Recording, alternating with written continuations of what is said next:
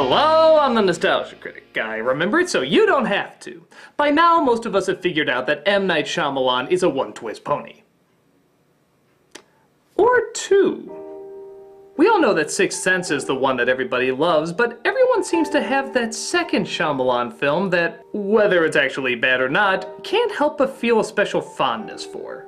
And not in a it's so bad it's good way, but more of a legitimate this was a well-made film way. And that film for me is Unbreakable. Now that's not to say it doesn't have Shyamalan's seal of pretentiousness all over it. The pointless panning long shots, the obvious color symbolism, the camera angles that I'm sure mean something to him but not really to anyone else. But yes, this is the other film I actually took seriously throughout the majority of it and found even conjured up some interesting ideas. Even if I'm not sure the film is aware of these ideas itself. To explain what I mean, I have to talk about the film as a whole. So, fair warning, there are spoilers all throughout this analysis. So if you haven't seen the movie yet and want to be surprised, stop now and go see it. With that said, for those who have seen it, you know it's about a man played by Bruce Willis, who is the only survivor of a train crash and has no marks on him. He's approached by another man played by Samuel L. Jackson, who tells him that there is a plan set out for him. One that's been told time and time again over the centuries. It's the basic plan of good versus evil, a hero versus a villain. From Greek mythology to fairy tales to modern day comic books, there is a pattern of this epic battle that equals an underlying truth that is going on in reality. As Willis opens up to the idea that he is in fact one of these heroes, he realizes that he has many similar qualities. He has a weakness, he seems practically indestructible, he seems inhumanly strong, and he can also sense when wrongdoers have done wrong things. Once he decides to use this power to battle those wrongdoers, we get, of course, our twist ending. Samuel L. Jackson was in fact the villain the whole time, killing tons of innocent people, including the train crash Willis was in, until he discovered the indestructible hero. As the saying goes, what a twist! When people saw this movie, many didn't know what to think of it. Most people dismissed it as false advertising, seeing how the trailer showed a serious drama based on a supernatural element, but then out of the blue they got a comic book movie instead. Most going in were not looking for heroes in green capes and villains in purple cars. But even with that, is Unbreakable an actual bad movie?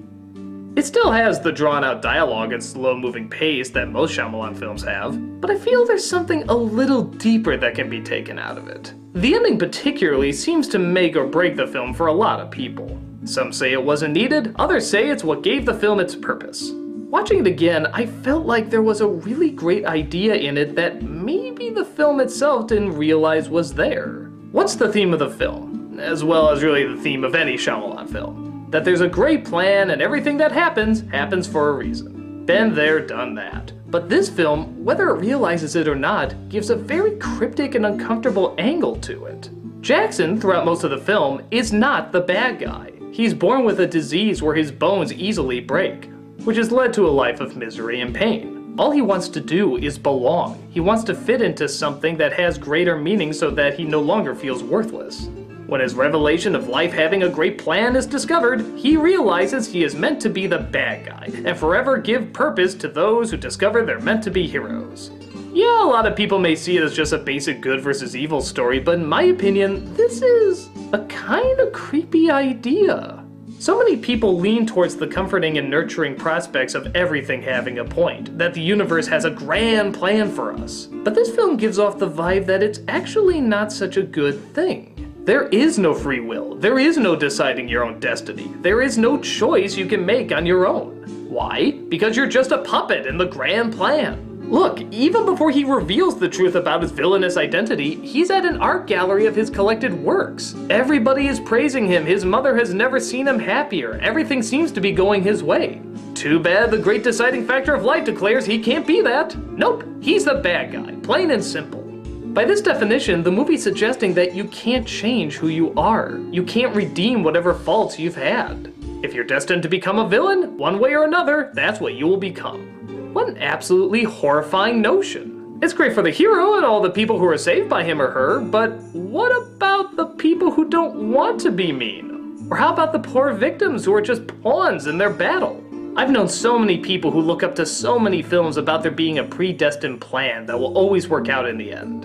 And there's nothing wrong with that. If that's your belief, you can of course choose to take comfort in it as much as you want. But film is also about different points of view, and this one is so rarely seen. At least in terms of movies. The idea of predestined life, which is all part of the grand plan, can be the death of conscious choice. It just makes us chess pieces, characters in somebody else's story that we can't change. And rather than finding comfort in this film actually finds it disturbing.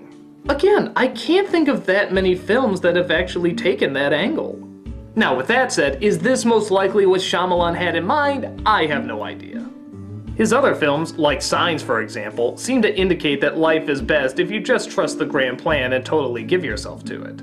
So it's totally possible this is all just a coincidence. But even if it was, these ideas can still be suggested. As I said before, an artist's take on their own work doesn't have to be your take on it. For me, Unbreakable is an almost uplifting film that's shattered by a disturbing message that enforces the importance of free will. It's a point of view that's not often seen in mainstream movies and one that hasn't been told in such a unique way. Now, if you don't see that in its message and are still turned off by the other Shyamalan-isms, I'm not gonna act like I don't understand. It's all there, it is kinda silly. You could definitely see the beginnings of many cliches that Shyamalan would use over and over and over. But perhaps something can be read into it that even the filmmakers themselves didn't plan. Maybe there can be something very different of value from a director who has turned out so little of it in the past. I'm not gonna act like this is any grand masterpiece, but it's given enough food for thought that I'm glad I watched it. It questioned an outlook not many movies question and opened up a point of view that some of us had never really considered.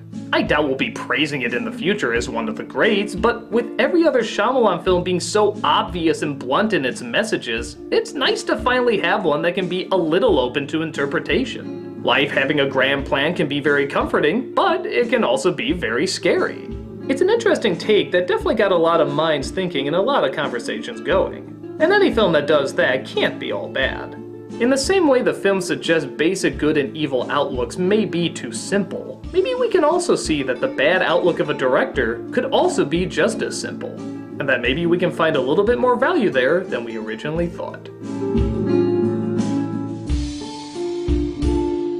And besides, he did give us this. What? No. I will never get tired of that. I'm the Nostalgia Critic guy, remember it, so you don't have to.